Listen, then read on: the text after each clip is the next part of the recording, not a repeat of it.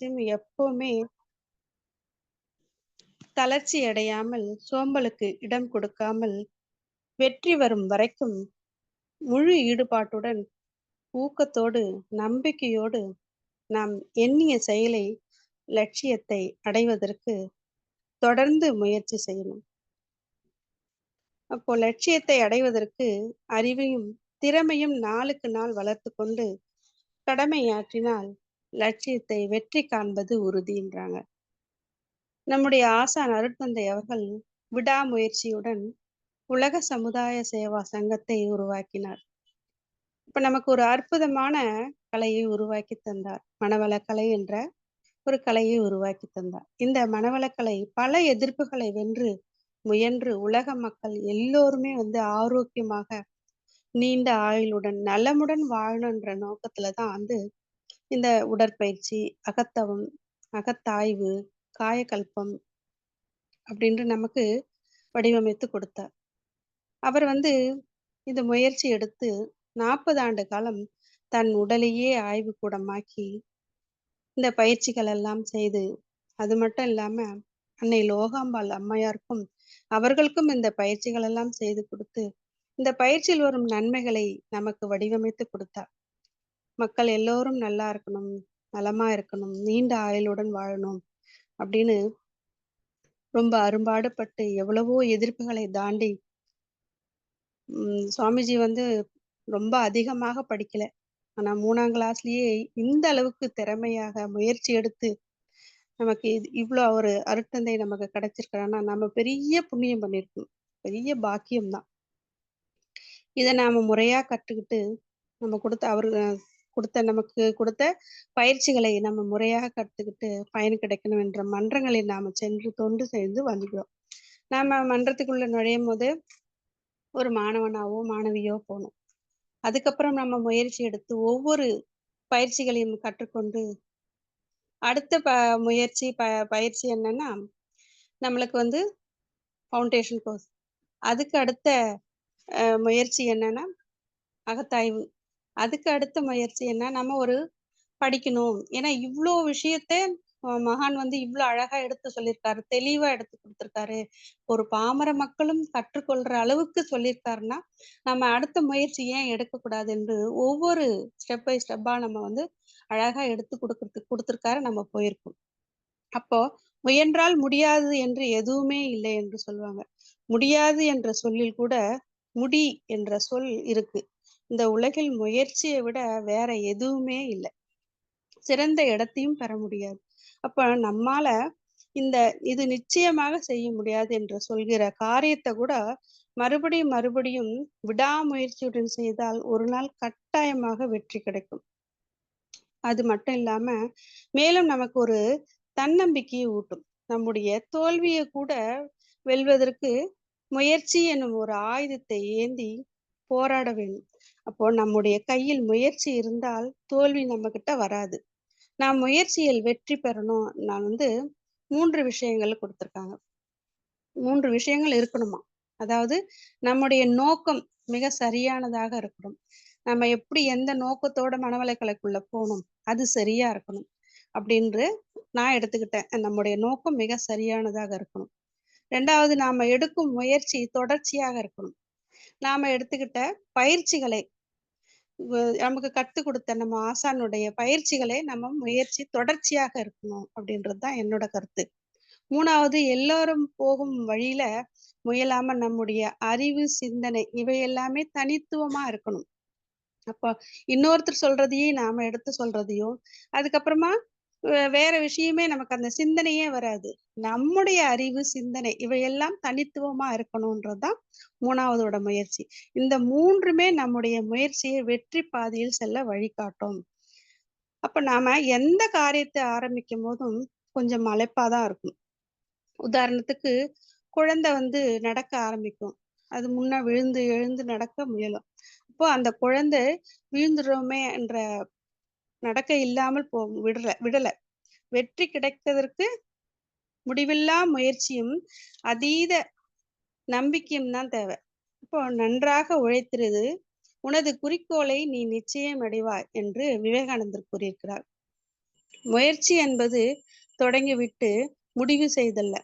இலக்கு தெரியாமல் முயற்சிப்பதுதான் கடினம். அப்போ இலக்கினை கரெக்ட்டா சரியாக கணித்துவிட்டு முயற்சித்தால் எல்லாமே எளிதாக வெற்றி பெறும்.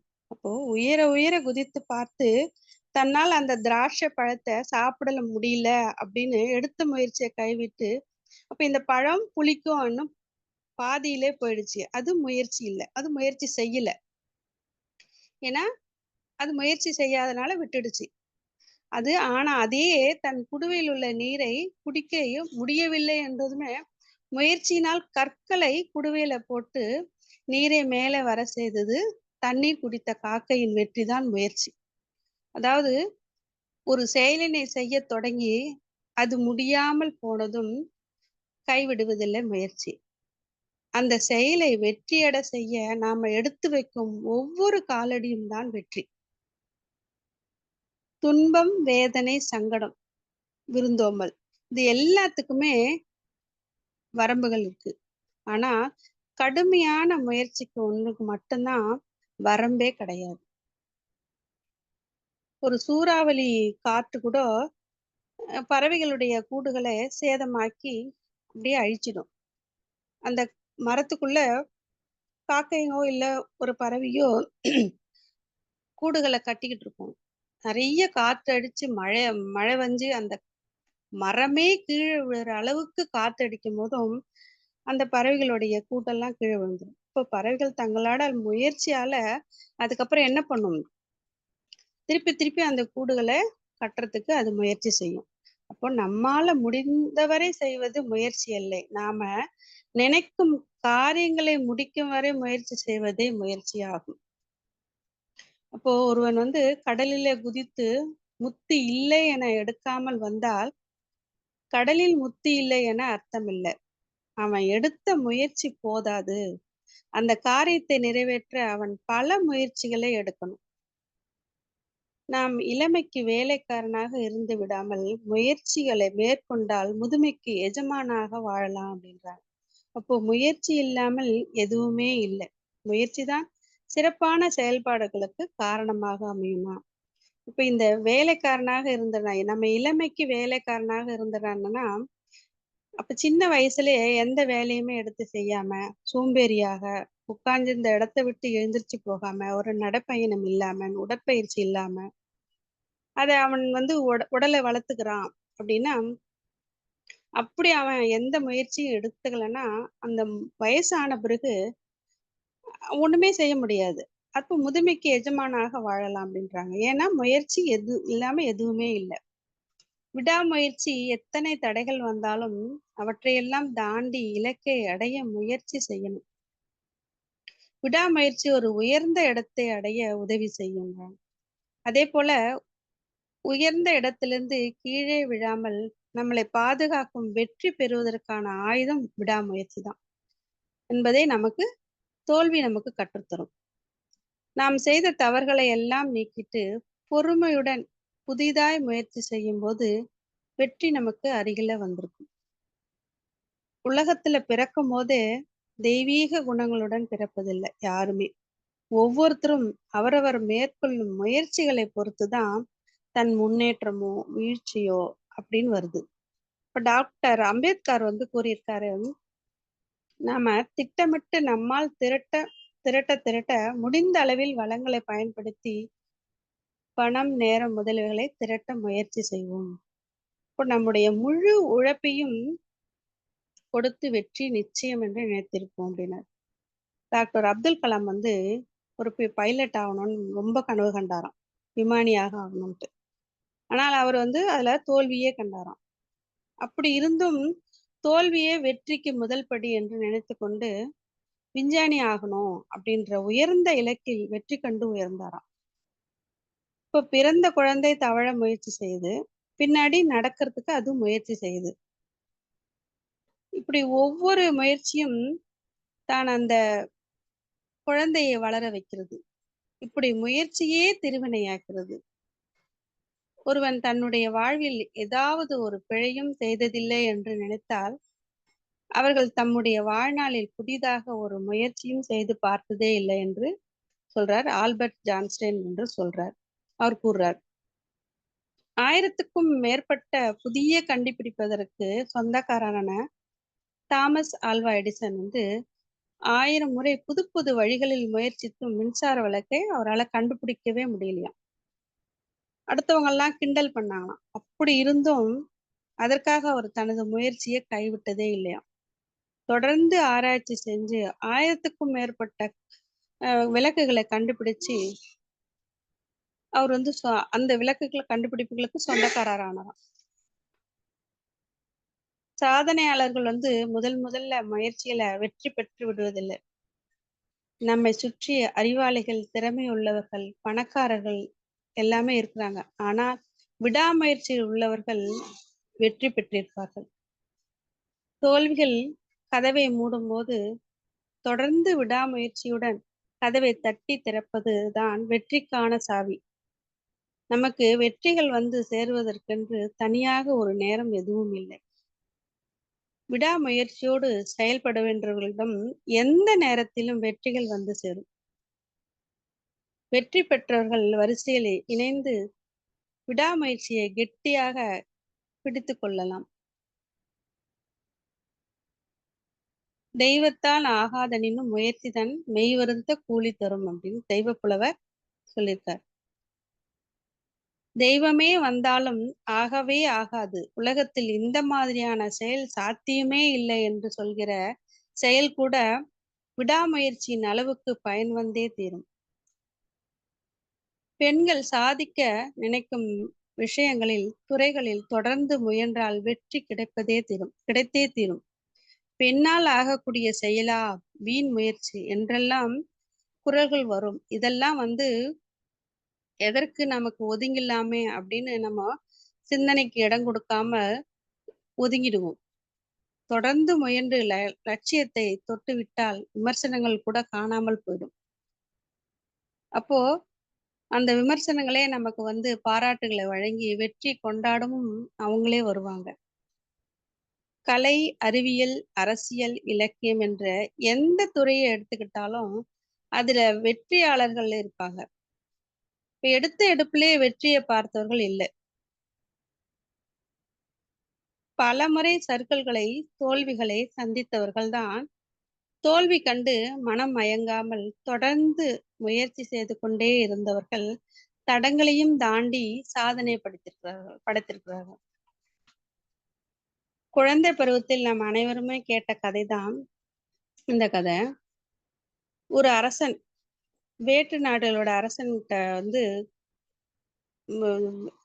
விழுந்து போயிடறான். தோல்வி ஆயிடுறான். அங்க வந்து ஒரு சிலந்தி வந்து அப்போ அந்த தோற்றுவித்த வனத்துல ஒரு குகையில பதுங்கியிருந்தான். அரசன் அப்போ அங்கே ஒரு சிலந்தி வலை கட்ட முயன்று பல முறை தவறிய பின்னும் மீண்டும் மீண்டும் எழுந்து அந்த வலைய வந்து அது கட்டிக்கிட்ட முயற்சியில் ஈடுபட்டுக்கிட்டே இருக்கு. அந்த குகைக்குள்ள இருந்து அந்த எப்படி நம்மளுடைய நாட்டை திருப்பியும் எடுக்கிறது அப்படின்றது அந்த சிந்தனையோட அவர் அந்த கூண்டுக்குள்ள உட்காந்துருக்காரு. ஏன்னா மறைஞ்சிருக்காரு. அப்போ அங்க ஒரு சிலந்தி கூடு கட்டிக்கிட்டு இருக்கு. ஒவ்வொரு தடவையும் கூடு கட்டும் போது அது சறுக்கி சறுக்கி கீழே விழுந்துருது. அப்ப இது திருப்பி திருப்பியும் அது எடுத்து எடுத்து முயற்சி எடுக்குது. கடைசியில் தனக்கான வலைய பின்னி முடித்து அதுக்கப்புறம் என்ன பண்ணுச்சுன்னா வலை நடுவுல தங்கி அது அப்படியே உள்ள போய் உக்காந்துருச்சான். இப்போ அதை பார்த்த அரசன் தானும் அது போல முயன்றால் தான் நிலையும் மாறும், வெற்றி சாத்தியம் என முயன்று இழந்த நாட்டை மீண்டும் மீண்டும் முயன்று அரசனானான். அந்த நாட்டை கைப்பற்றிட்டான். பீனிக்ஸ் பறவை வந்து எத்தனை முறை விழுந்தாலும் தன் முயற்சியை கைவிடுவதில்லை. புதிய பறவையாக உயிர் பெற்று மீண்டும் வரும் வரை அது முயன்று கொண்டே இருக்கிறது. இறுதியில வெற்றியும் பெறுது. இப்போ அமெரிக்க அதிபராக இருந்த ஆப்ரஹாம் லிங்கன் 5 முறை தேர்தலில் தோற்று போதும் இனி தேர்தலே வேண்டாம் என்று ஒதுங்கிடல. இறுதியாக வெற்றி பெற்று உலகமே பாராட்டும் ஒப்பற்ற தலைவராக இருந்தார். அதே மாதிரி நாள்தோறும் குறைந்தபட்சம் 5 பக்கமாவது விடாமுயற்சியுடன் எழுதி பெர்னாட் ஷா என்றவர் வந்து உலகின் தலை சிறந்த எழுத்தாளர் ஆனாராம். உலகிலேயே மிகப்பெரிய வெற்றி உன்னை நீயே வெல்வதுதான் என்றார் மாவீரன் நெப்போலியன். ஒரு சிங்கம் இரையை தேடும்போது அதனுடைய கவனம் முழுவதும் அது குறிவைத்த விலங்கின் மீதே இருக்குமா. அது கிடைக்கும் வரை தன் முயற்சியை கைவிடாது இரை கிடைக்கும் வரை அதன் ஓட்டமும் நிற்காதாம். அதே போல வெற்றி கிட்டும் வரை நாமும் நிற்காமல் நம் இலக்கை நோக்கி ஓடணும். வெற்றிக்காக நம் பல படிகளை கடக்கும்போது மூச்சு வாங்கும். அதற்காக பயணத்தை பாதியிலே நிறுத்திவிடக்கூடாது. நம் பிழை எது என்னன்னு திட்டத்தை நம் பலமுறை வழுக்கி விழச் செய்யலாம். ஏன் எதனால் சறுக்கல் ஏற்பட்டது என்பதை ஆராய்ந்து பார்த்து கலைத்தால் தொடரும் பயணம் சுகமாக இருக்கும். முயற்சியை பற்றி ஒரு சின்ன ஒரு விளக்கம். ஒரு முனிவர் ஒரு கிராமத்துக்கு வந்தாராம். அந்த ஊர்ல மத்தியில ஒரு மரத்தடியில அவர் உட்கார்ந்திருந்தாராம். அந்த கிராமத்துல இருக்கிற மக்கள் அவரை கண்டுக்கவே இல்லையாம். அவரே முனிவர் இல்லையா? நான் வந்திருப்பதை யாருமே கண்டுக்கலையே! கோவத்தால சாபமிட்டாராம். இந்த ஊருக்கு இன்னும் 50 வருஷத்துக்கு மழையே பெய்யக்கூடாது அப்படின்னு சாபமிட்டாராம்.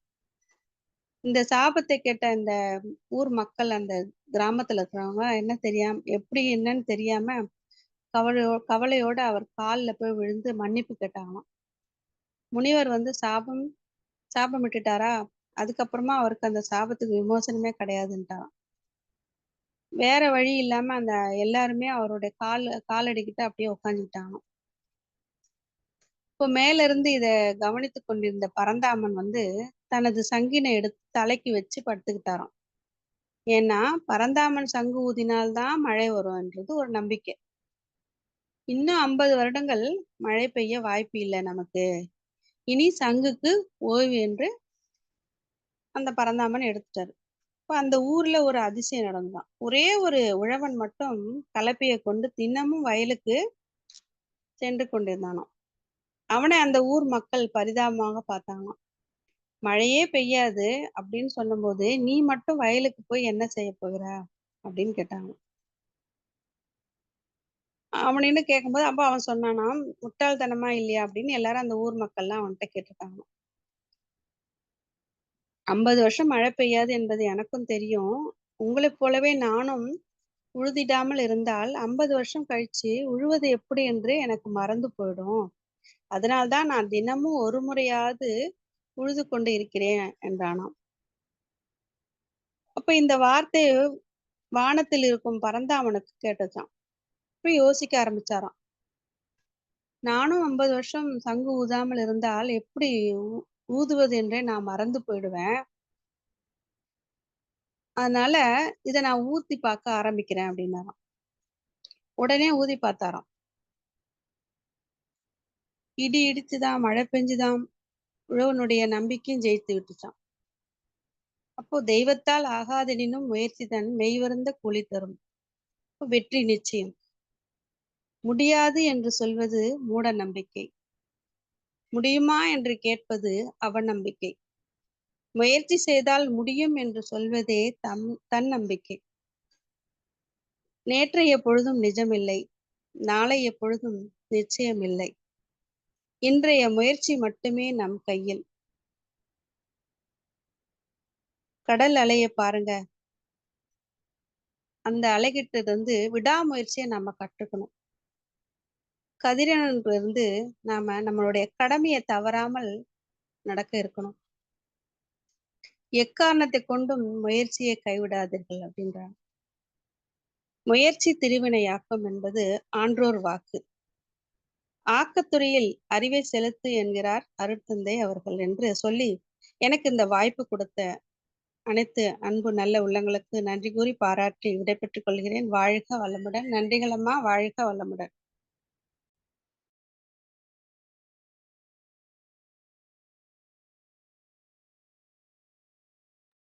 வாழ்க வளமுடன் அம்மா. மிக சிறப்பாக நீங்க கொடுத்தீங்க. ரொம்ப அருமை.